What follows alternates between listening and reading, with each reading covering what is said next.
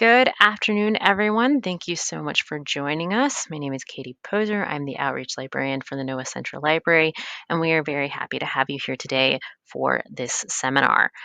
Our seminar today is State of the Ecosystem, the 2024 Overview. Our speaker today is Brandon Beltz. Brandon is a scientific data analyst with the Ecosystem Dynamics and Assessment Branch at the NOAA Fisheries Northeast Fisheries Science Center. His primary role is to maintain the data and develop the processes used to produce the State of the Ecosystem reports, websites, and documents. So he's the perfect person to give this presentation. So with that, I'm going to hand it over to Brandon Beltz to introduce this talk. Thank you, Katie, and thanks to everyone for being here for our recap of the 2024 State of the Ecosystem cycle.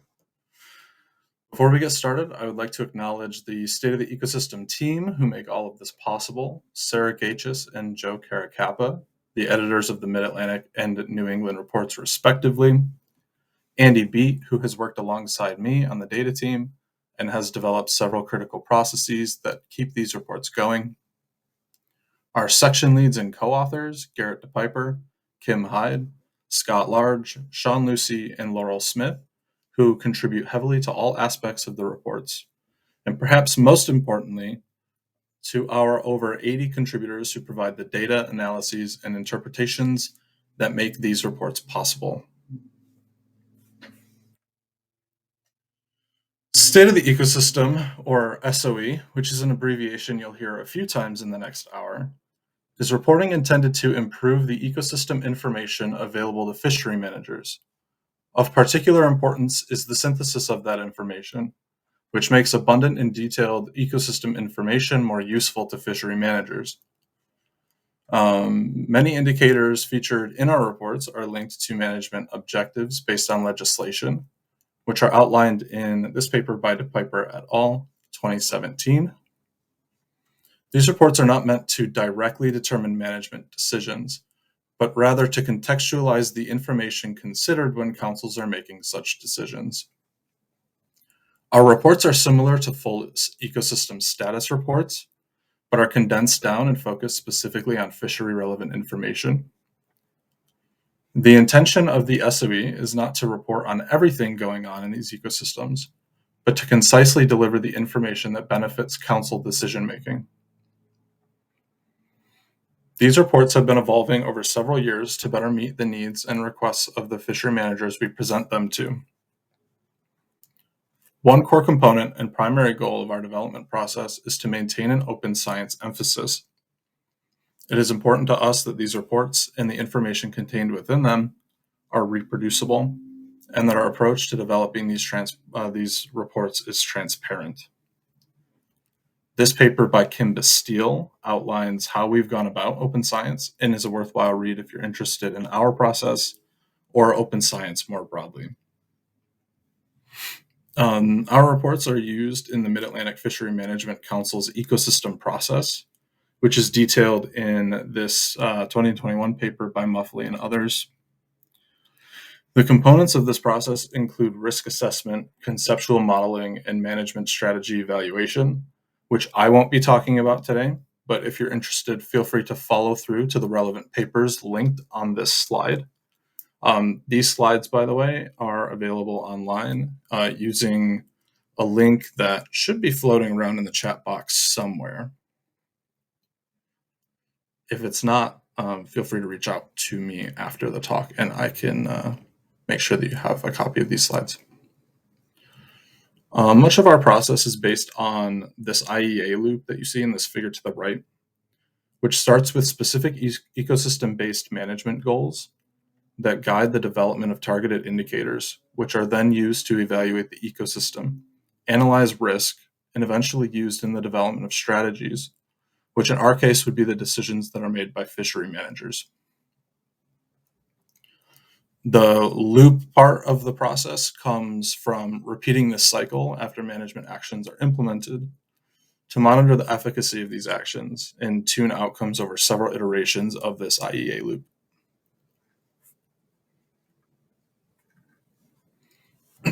So I'm going to begin here with an outline of the structure of our reports.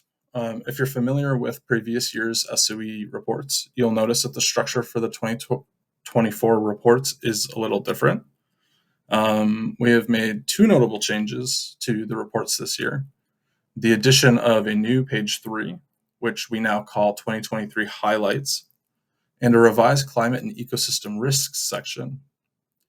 For those yet uninitiated, the first 3 pages of the report are a graphical summary. Page 1 is a report card that scores each region on the management objectives found in this table on the right. These ecosystem scale management objectives are derived from the Magnuson-Stevens Act, as well as other legislation, such as the Endangered Species Act and the Marine Mammal Protection Act, as well as others. Page 2 of the graphical summary provides a recap of the risks to meeting objectives. And our new third page provides a snapshot of some of the conditions and major events of the year, 2023 in this case. After the graphical summary pages is the main body of our reports, which is divided into 2 sections: performance relative to management objectives and risks to meeting management objectives. The latter section, risks to meeting management objectives, is where our second major revision for 2024 occurred. We redeveloped the climate and ecosystem risks section to better align with fishery management objectives. The last section of the report describes offshore wind development and the risks that it brings for fishery management objectives. This is, I think, where it's important to reiterate that we are focused on fishery management, and so we look at and discuss things like offshore wind through a fishery management lens. So we don't do a fully comprehensive breakdown of offshore wind in its entirety. So this seminar that I'm giving today is going to closely mirror the structure of the report, and I will be walking you through all of these sections in just a few minutes.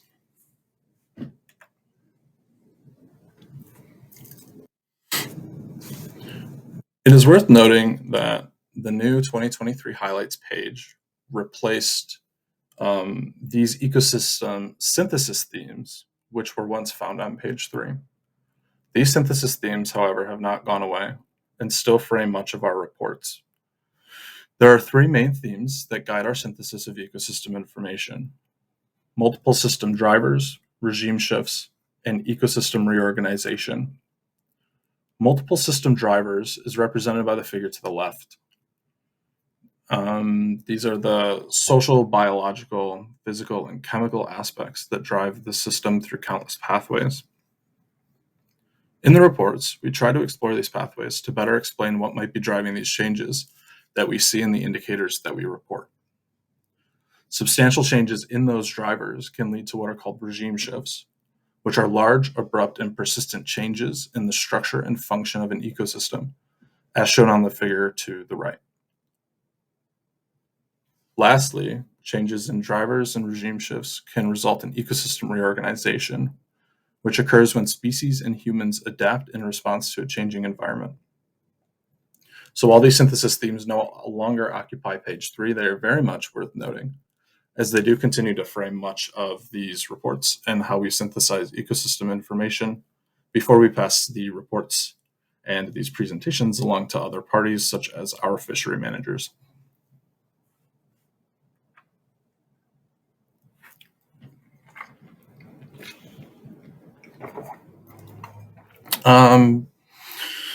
So before we move on, I do want to take a moment to orient you to the spatial scale and the layout of our figures that are in the reports.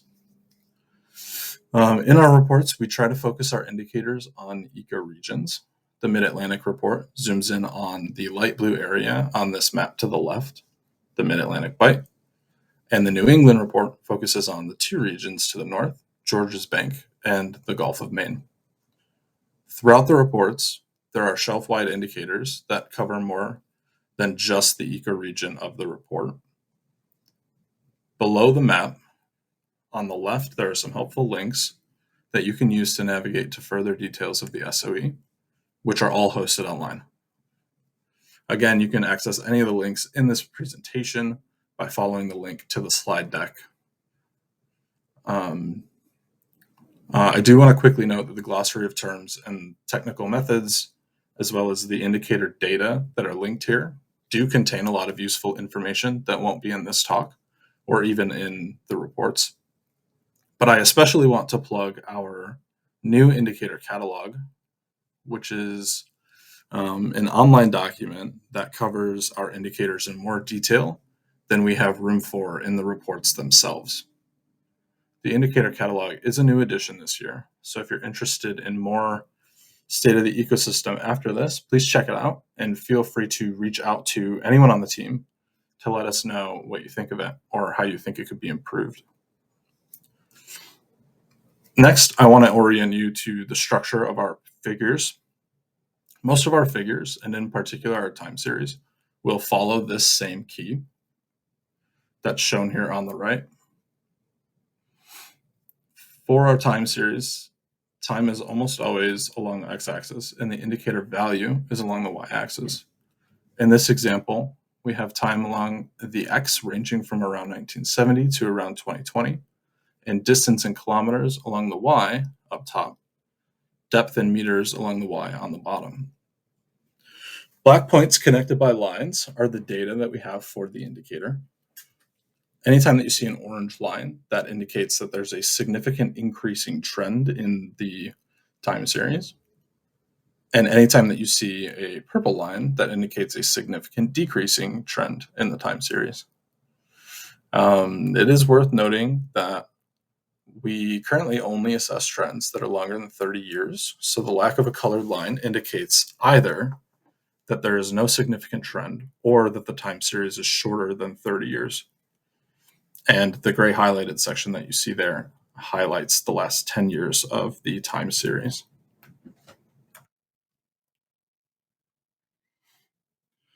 So before we start covering the actual contents of the reports, I want to briefly mention how the body of the report is structured.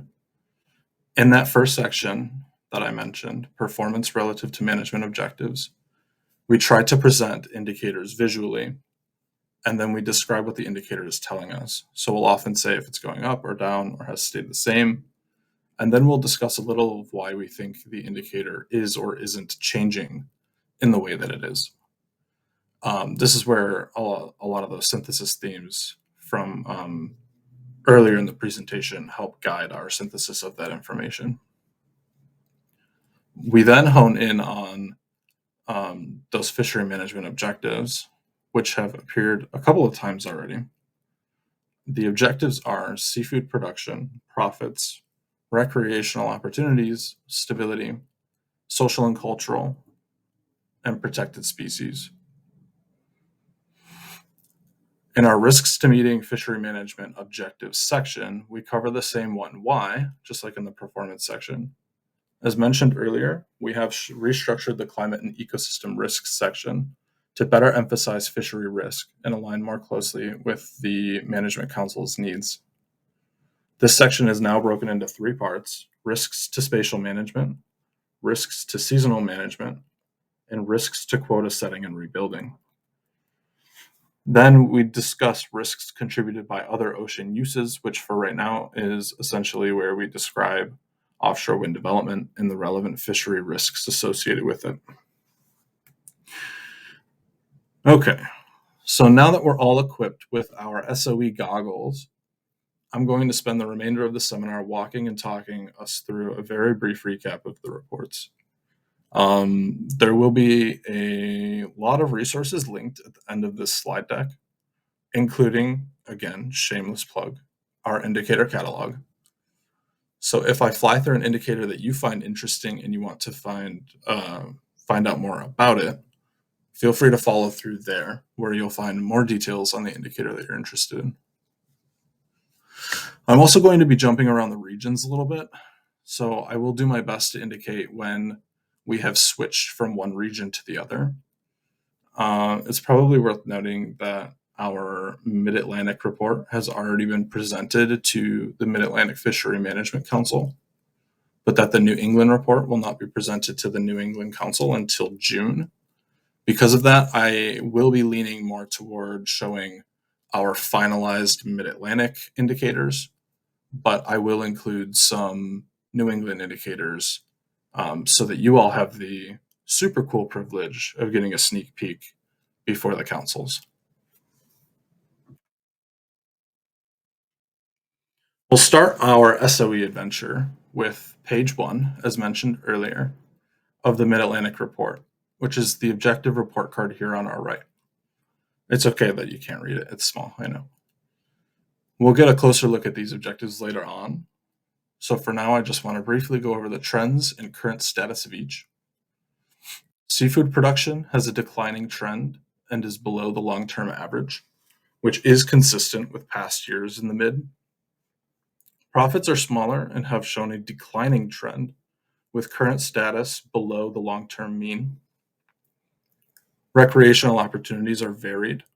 We're seeing an increasing trend in recreational effort and are currently above the long-term mean for recreational effort. But recreational effort diversity has declined and is below the long-term average. Fishery and ecological stability have no trend and mixed trends respectively. So no big changes there, and both are currently near the long-term average. Our social and cultural indicators are status only, so they don't have trends, but I will show and talk about them a little bit later. And then our last objective is protected species, which here is split into 2 categories. Bycatch, which we monitor for harbor porpoise and gray seals.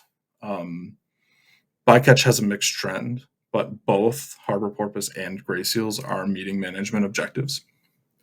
And the second category for protected species is the recovery of our endangered populations.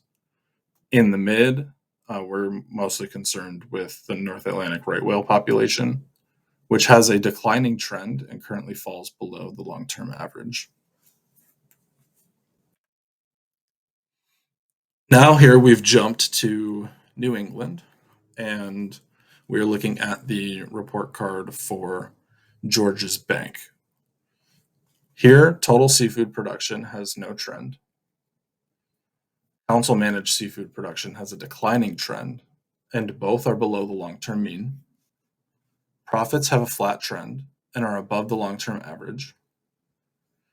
Recreational effort and effort diversity both have no trend and are currently near the long-term average. Fishery stability has no trend. Commercial stability is below the long-term mean, and recreational stability is near the long-term mean. Ecological stability has mixed trends and is near the long-term average. Social and cultural indicators, again, are status only, so we don't have trends. And then for protected species bycatch, we're again looking at harbor porpoise and gray seals, which have a lot of mixed trends, but are again both meeting those management objectives. In Georges Bank, the recovery of endangered populations includes both North Atlantic right whale and gray seal, which have mixed trends. Right whale populations are currently below the long-term average, but gray seal populations are currently above the long-term average. Now we're going to stay within New England and move to the Gulf of Maine. Much of this report card is shared with or is the same as Georges Bank. So we've grayed out everything that's identical between the two, and I'll focus just on what's different. So in the Gulf of Maine, seafood production has a declining trend and is below the long-term average.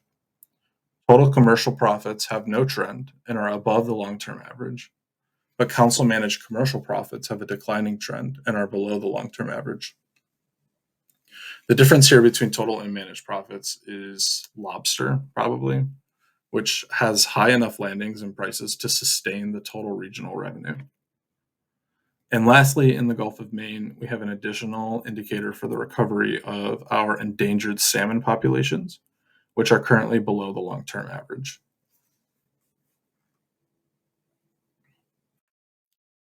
Next, we move on to page 2 of the reports, which is the summary of the risks to meeting fishery management objectives section. On the right here, I'm showing a snapshot of page 2 of the Mid-Atlantic report. Again, you're not meant to be able to read this. I know it's small, but I have included some key metrics for both the Mid-Atlantic and New England here on the left.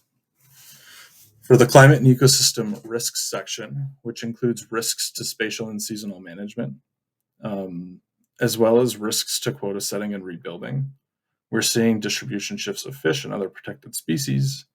We're seeing changes in spawn timing, and we're seeing changes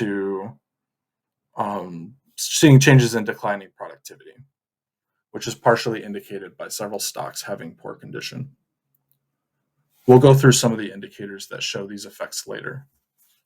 As for offshore wind development, one particular concern is a loss of revenue in proposed wind lease areas, which is estimated to be up to 23% of current Mid-Atlantic port revenue, up to 34% of current New England port revenue, up to 20% of Mid-Atlantic Council managed species revenue, and as high as 54% of New England Council managed species revenue. These proposed offshore wind areas overlap with important right whale foraging habitats, which would likely increase vessel strikes and risks due to noise. It is also worth noting that there is a fisheries and offshore wind integrated ecosystem assessment in progress in the Gulf of Maine, and hopefully that will elucidate some more of these wind-related risks.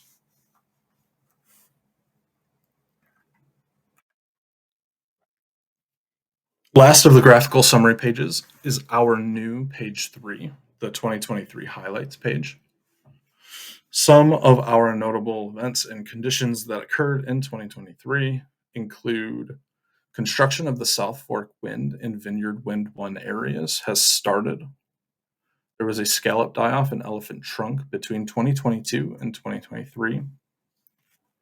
Hypoxia and mortality events were observed in the New Jersey coastal ocean in summer 2023. Chesapeake Bay saw record low hypoxia. There was a widespread, extremely record high summer phytoplankton bloom in the Gulf of Maine. Kim Hyde, who developed a lot of our figures, including this one in the top left of the snapshot here, she had to change her scales just to show this bloom. I will show a little bit of a closer look at that map today, but if you're interested in that bloom, you should reach out to Kim Hyde, because she can show you some genuinely horrifying figures. The Gulf of Maine experienced the second ranked bottom heat wave on record. There was warm water everywhere except in spring on the northeast U.S. shelf. The Gulf Stream experienced northward shifts that altered the shelf break quite a bit and disrupted some habitats there. And there were strong El Nino conditions. 2023 was yet again the warmest year on record globally.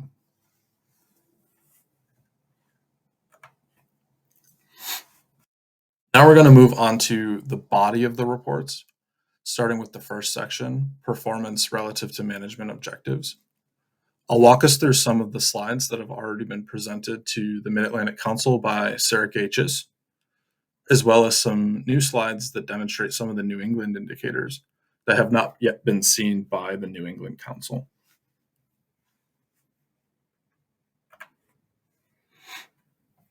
If you'll recall, our first management objective was seafood production.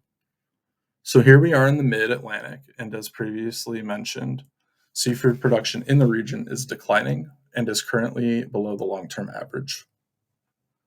Here on the left, we have commercial landings.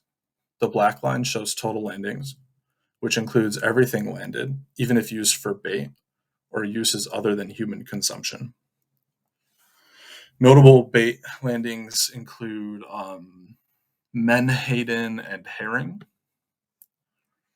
And then the blue line here shows landings of US seafood, which excludes landings used for bait, which is why it is substantially lower on this figure.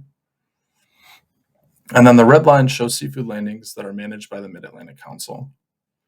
As you can see, total in US seafood landings show a significant decline, and managed seafood landings have no trend. In the top right, we have our recreational harvest indicator, which is a time series showing recreational seafood landings. Recent years have declined, and the time series has an overall declining trend. And then in the bottom right, we have our recreational shark landings indicator, which have decreased despite some peaks in recent years. That drop that you see in green are pelagic sharks. That is likely a result of management actions. But to better understand these indicators, we'll look to the potential drivers of these landings changes.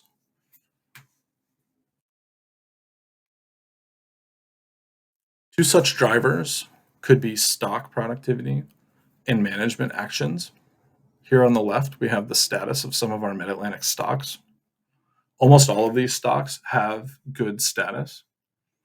Just to orient you a little bit, stocks in green here are above biomass targets and fished below fishing limits. Stocks in purple are above the minimum biomass threshold. And then everything in orange is either below the biomass target or subject to overfishing. So in this plot, mackerel and fluke are the two stocks that have somewhat concerning status. On the top right, we have the acceptable biological catch or acceptable catch limits for mid-Atlantic managed species. And on the bottom right, we have catch per ABC or ACO.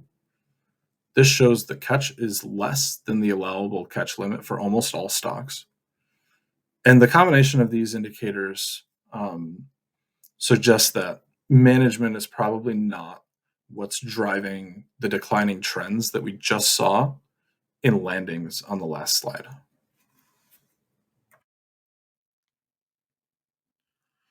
So here we have some more potential drivers of the declining landings in the mid. On the left, we have the aggregate biomass from trawl surveys. The black line is the Northeast Fisheries Science Center trawl survey, and the red line is the NEAMAP survey.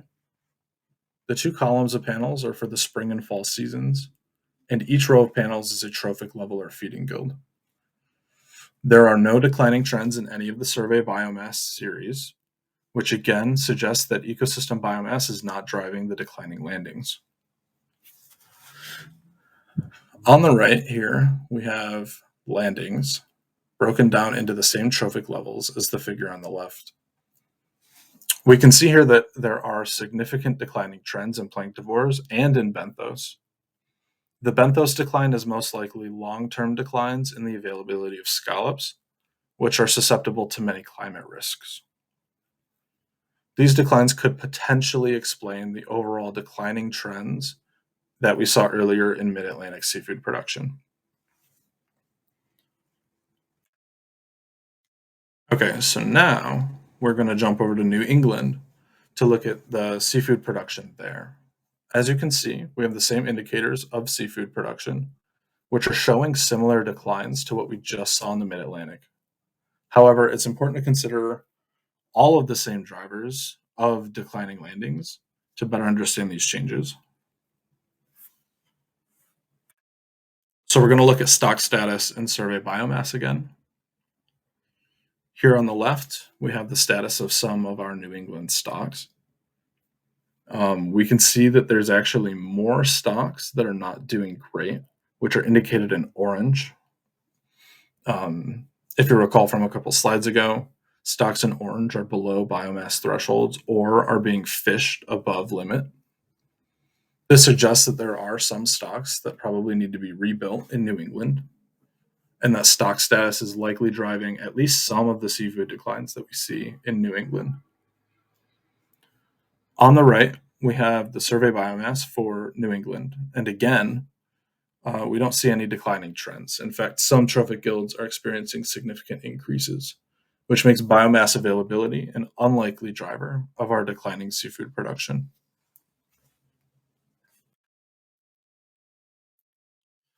When we take a look at the landings shown here on the right, we can see lots of declining trends. Piscivores are declining significantly in both Georgia's Bank and in the Gulf of Maine.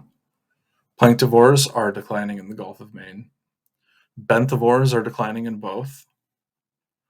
And these declines in landings are most likely driven by the need to rebuild some of those individual stocks, which we just saw in that stock status figure on the last slide. There are probably other drivers, such as the management of shark fisheries and potentially the methodology of some of the surveys. But as you can see, seafood production in the Mid-Atlantic and New England are a good demonstration of why the synthesis of our information is really important. While there are declining seafood trends in both regions, our indicators suggest that the drivers of these seafood declines are different across the regions and will require different decision making by their respective fishing managers.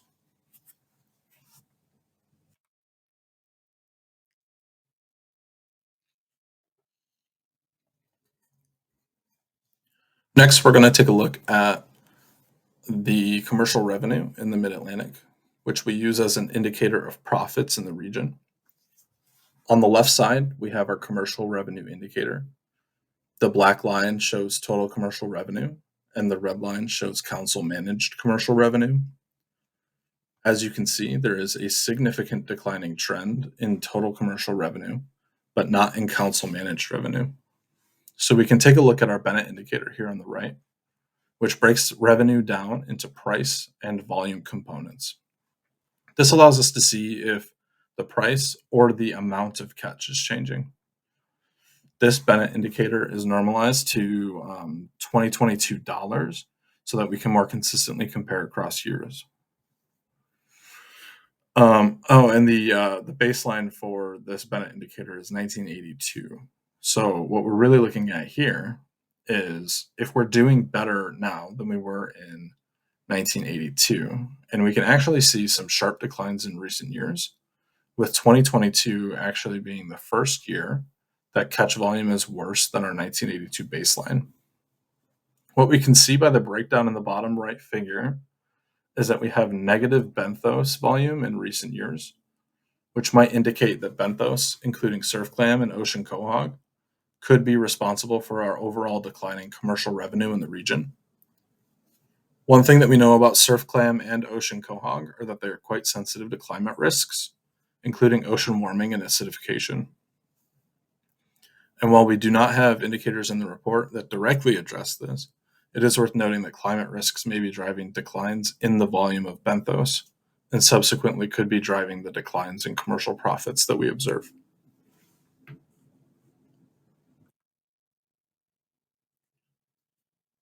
Next, we're going to move on to a new objective and look at the recreational opportunities in the Mid-Atlantic. Here on the top left, we have recreational effort, which has significantly increased. But below it, we have recreational fleet effort diversity, which has significantly decreased. Recent years of recreational effort have actually shown a lot of variability. And without the most recent 2022 data point, there's no trend in this time series. The increase in angler trips in 2022 bumps the time series back up to an overall increasing trend. Declining recreational fleet diversity may suggest a potentially reduced range of recreational opportunities that could be driven by contraction of party and charter fishing and a shift toward shore-based angling.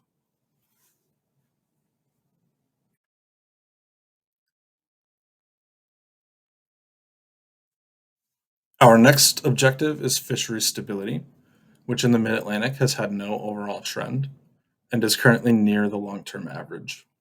Some of these trends are not 30 years and are therefore ineligible for trend analysis. But visually, it does seem like the Mid-Atlantic fleet count here on the left might be decreasing, but the time series is too short to know for sure. In the last few years, it has recovered a bit from the all-time lowest point in the time series. On the top right here, we have permit revenue species diversity, which showed a steep decline in the 90s and early 2000s. However, the series seems to have stabilized since then. This plot suggests that there are approximately 2 species that permits really rely on for their revenue. And then in the bottom right here, we have the recreational diversity of catch, which shows no trend, but has seen some recent increases in the last several years. Despite not having a trend, this could indicate a change in the fishery, but it's unclear.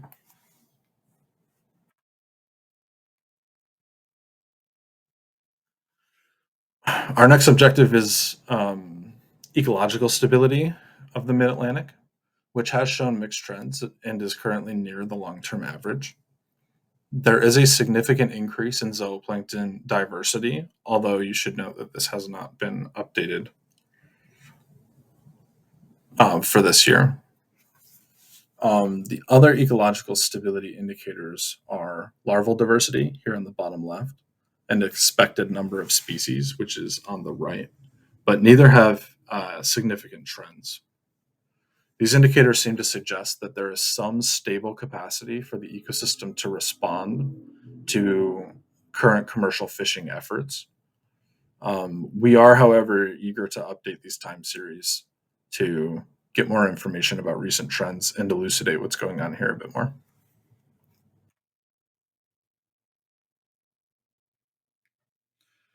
Okay, so now we're moving back into New England.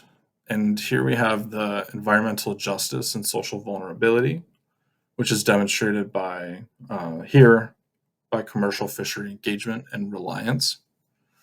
On the left, we have a scatter plot that essentially ranks the top 20 communities based on commercial reliance and commercial engagement. These communities are assigned an environmental justice vulnerability ranking as well. Communities in orange are designated as medium high to high vulnerability.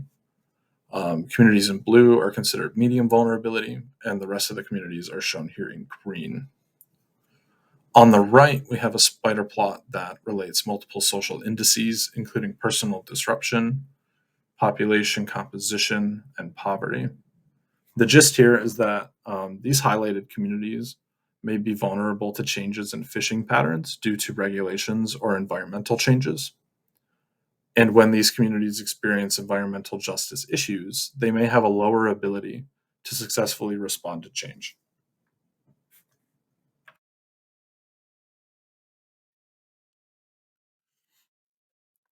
Okay, now we're back in the mid, and we're again looking at the same figures, but in the Mid Atlantic. So we're looking at environmental justice and social vulnerability, and we're looking at the commercial fishery engagement and reliance. So the structure of these plots is the same as I just described on the previous slide. Some communities of note here are Cape May, New Jersey, which has dropped in reliance this year compared to last. Cape May, Barnegat, and Reedville are the most engaged and reliant communities. There are several ports here that are highly engaged and possibly less reliant. But again, in many of these communities, there are potentially more environmental justice issues, which can be seen by the variability in the spider plot on the right.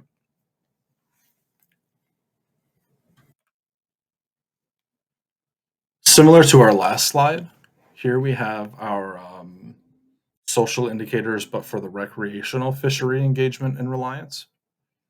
We're still in the Mid Atlantic. And as you can see, we again have lots of highly engaged and reliant recreational communities here on the figure to the left. Several of them are designated as medium or medium high to high for environmental justice vulnerability, such as Ocean City, Maryland, and Avon, North Carolina. In general, the commercial communities from last slide were ranking higher than these recreational communities on some of the vulnerability indices shown here on the right.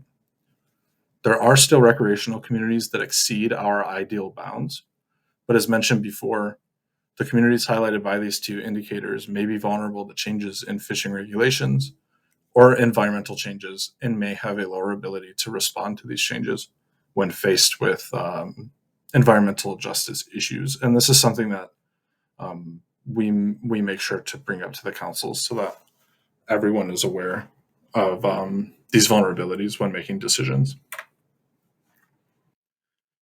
Moving on to our next objective, protected species. The first goal with protected species is to keep bycatch of marine mammals below thresholds. Here on the left, you can see the estimated bycatch of harbor porpoise on top and gray seal on the bottom. In these plots, the red line shows the potential biological removal, and the blue line shows the 5-year rolling mean and confidence interval of bycatch.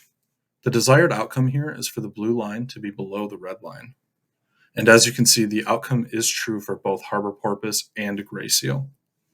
Recent gray seal bycatch is increasing, but remains below the potential biological removal line, and may be due to an increase in the U.S. gray seal population itself. The recent decline in harbor porpoise bycatch may be the result of decreased harbor porpoise abundance in U.S. waters, which obviously reduces the overlap of the population with fisheries. There's also been a decrease in gill net effort, which may contribute to reduced bycatch as well.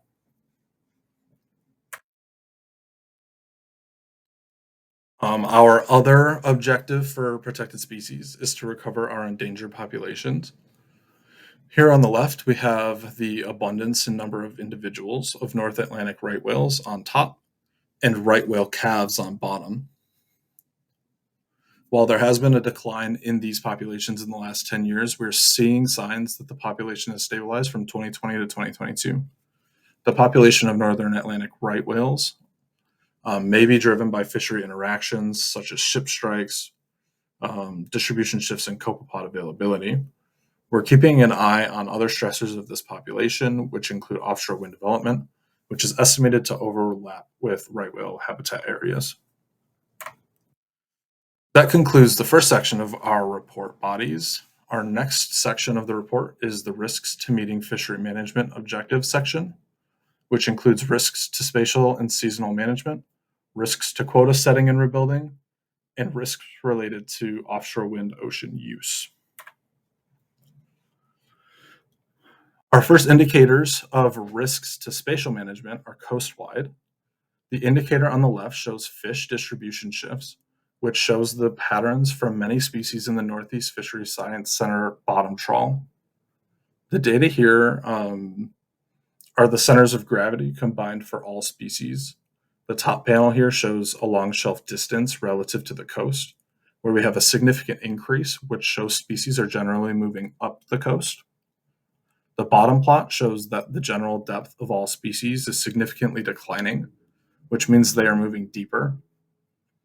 On the right here, we have distribution shifts of whales and dolphins. As you can see, nearly all species included here are moving in the same direction toward the northeast. However, there are some species that shift distribution in the opposite direction and sometimes shift direction depending on the season, which might suggest that seasonality is an important consideration in some of our other indicators. When considering the drivers of these spatial shifts, we have several indicators we can look toward to try to determine what's going on here. On the top left here, we see plots for eastward and northward shifts in the center of gravity of forage species. There are significant trends for both eastward and northward, suggesting that many forage species may be shifting in the same direction as some of our target species were in the last slide. One potential driver could be that target species are following forage species movement. On the bottom left here, we have the long-term SST, which shows a significant increase. Temperature increases could also be a driver, as many species are known to expand their ranges when temperatures permit them to.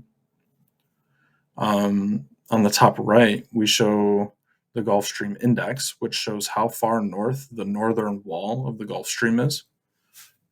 This significant increase suggests to us that over time the Gulf Stream is moving further north. The Gulf Stream is a major current that can help or that can push water around, which changes the ambient conditions of habitats. And then on the bottom right here, we have indices of cold pool temperature on the left and cold pool size on the right. As you can see, there are negative trends for both of these indices, which suggests that the cold pool is getting warmer and smaller with time. The cold pool also provides preferable habitat to many species and substantial changes um, that could drive spatial shifts. Our next risk is to seasonal management. Here, our primary indicator is spawn timing. These plots show the percent of mature females at resting maturity stage in the spring. All species have some sort of significant change except for yellowtail and George's bank. These shifts can change the timing of life cycle stages, including spawning, and can affect the timing of migrations. In 2019, recreational tuna fisheries shifted 50 days earlier than they were in 2002. And in Cape Cod Bay, peak spring habitat use by right and humpback whales has shifted around 18 or 19 days later.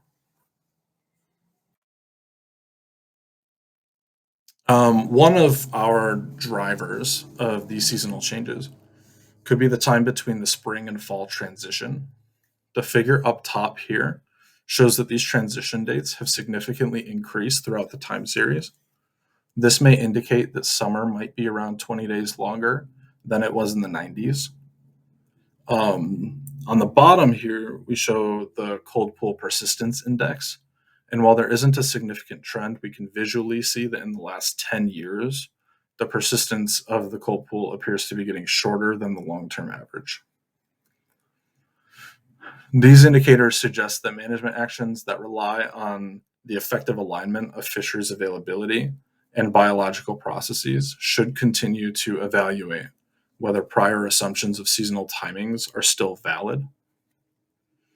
And these results also show us that there is a need for new indicators to be developed to monitor timing shifts for stock species.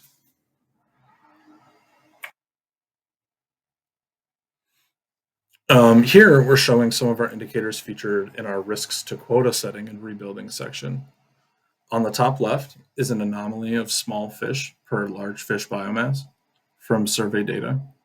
And on the bottom left is the recruitment anomaly from stock assessments.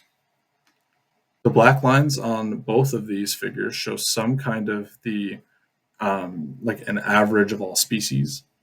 As you can see, both indicators have seemingly decreased since around the early 2000s.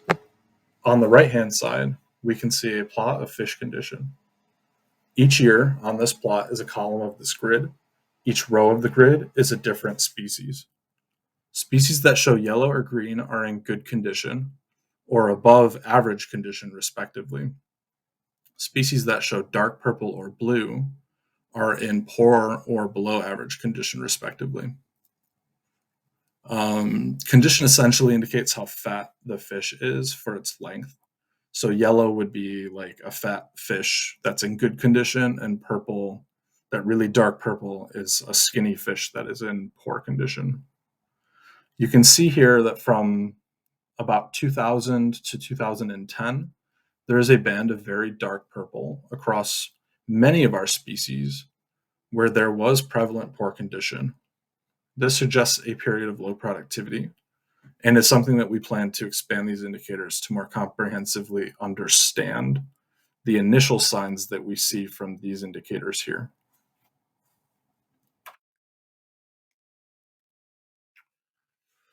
For our risks to quota setting and rebuilding, we have considered both biological and environmental drivers. Here, we are showing some indicators that may point to some of the biological drivers. The figure in the top left shows forage fish energy density. This shows that there's quite a lot of variation in energy density, which quantifies how caloric forage fish are. Higher energy density is a better fish to eat. We're seeing some recent increases, such as Atlantic herring, but most of the species have either declined or stayed relatively the same. Below that, we have our aggregate forage fish index, which shows a long-term declining trend in the fall. This could potentially indicate a change in forage quality and abundance that could drive the changes that we see in fish condition and productivity. Um, on the right, we have a figure that shows the abundance anomaly of lower trophic levels, which are separated by large and small bodied copepods. And while we see no trend in large bodied copepods, we do see an increase in small bodied copepods, which tend to be less energy dense.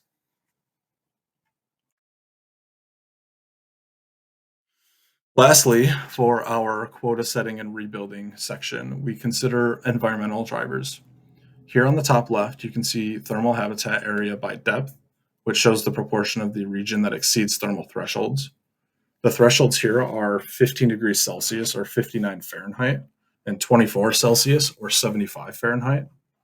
This is still a work in progress, but what we're seeing is that a high proportion of habitat does exceed the 15 Celsius threshold, which for most Mid-Atlantic species is probably not too concerning, but there may be some species like cod or yellowtail that might be bothered by this excess heat. The figure on the bottom left shows ocean acidification occurring in shellfish habitat. And what we're seeing are observations that are approaching the sensitivity thresholds for some key shellfish species. It is hard to see here, but the green dots here show us hitting sensitivity ranges for Atlantic sea scallops between 2007 and 2022. And the pink dots show us hitting that sensitivity range in 2023. And if you can't see it, the key takeaway here is that there are a lot more pink dots than green dots, which means we're not doing very good in recent years. The plot on the right shows the stock status of highly migratory species. About half of them are at or above their biomass target, which suggests that we likely have a healthy enough predator population to consider predation when setting quotas and rebuilding stocks. Our final risks section is the risk that offshore wind development poses. Here I'm showing Mid-Atlantic again. The plot on the top left shows fishery revenue in proposed wind lease areas. The bar plots here at the bottom and on the right show port revenue that currently comes from proposed wind energy areas. The plot on the bottom shows port revenue in wind energy areas for majorly council managed species, and the plot on the right shows port revenue from wind energy areas. As we discussed earlier in the risks recap page, up to 23% of the revenue for some Mid-Atlantic ports might be impacted by wind development, and up to 20% of council managed species revenue may be affected.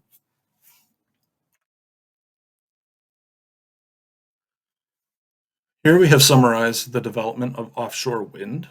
The figure on the left shows the wind lease cumulative area in million acres for the years 2021 to 2024. This shows that each year the demand for space due to offshore wind development increases. The map on the right shows some proposed wind areas outlined in black. The colored squares show North Atlantic right whale hotspot persistence, and maybe you can see, it might be too small, the interaction between these hotspots and the outlined areas suggests that offshore wind development does bring an increased risk for vessel strikes and potentially some noise impacts for North Atlantic right whales.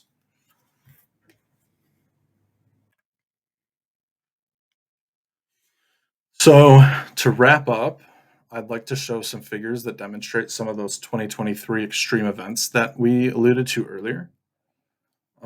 Here on the left, you can see two figures which show data from gliders.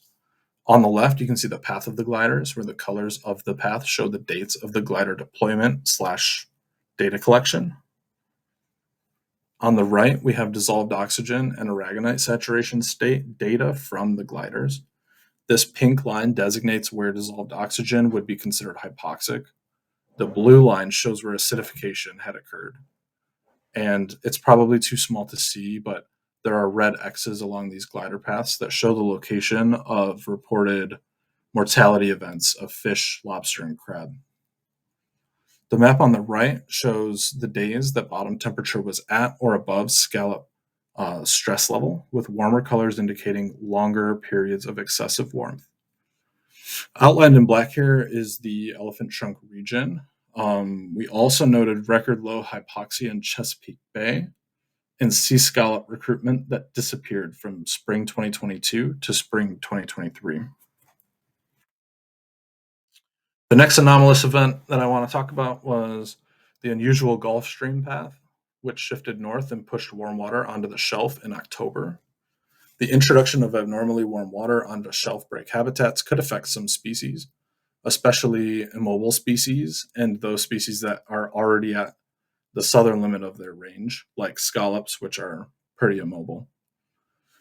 Some southern species may have performed better during this event, which would have made new habitat available to them.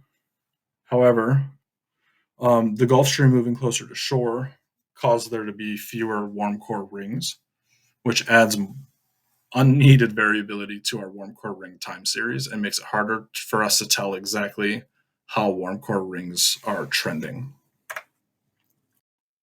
And then lastly, in the Gulf of Maine, there was an extremely big phytoplankton bloom that lasted a long time. On the map to the left, as I mentioned, Kim Hyde, who developed many figures and collected a lot of the data from that event, had to change her scales to include a 10 times anomaly for chlorophyll, which, to my knowledge, she hadn't needed before. The figures to the right show chlorophyll concentrations in the Mid-Atlantic, Georges Bank, and the Gulf of Maine. The green line shows chlorophyll concentration, and the black line surrounded by gray shows sort of an average chlorophyll concentration over the last 20 years. And in the Gulf of Maine, chlorophyll concentrations clearly spiked nearly off the scale. Georges did see a bit of a spike due to the same bloom event. Again, if you're interested, I strongly encourage you to ask Kim Hyde about this bloom event. I think we're still disentangling exactly what drove the event, but it is pretty shocking and very interesting. Okay, I'll stop there, partially because I'm finished and partially because I have exhausted this hour. I do want to thank you all for listening to me ramble on for so long. Here is a list of our contributors um, that help us out with these reports. We really could not pull any of this together without their contributions. We do greatly appreciate them. If you contributed to the reports but you do not see your name here, please send me an email and I'll sort that out immediately because we really do want to acknowledge each and every contribution. As mentioned before, if you get a copy of the slides, which are online, you'll have access to all of these references and additional resources. If you have any questions, email me at brandon.beltz@noaa.gov. And with that, I guess I won't take any questions because I used up all my time. But at 2:30 today, we are having an SOE debrief meeting. Feel free to attend and ask any questions to me and our SOE team there. Thank you, everyone, for joining us today. That is our time. Thank you, Brandon. I hope everyone has a safe and healthy rest of their day. Excellent. Thanks, Katie, and thanks, everyone.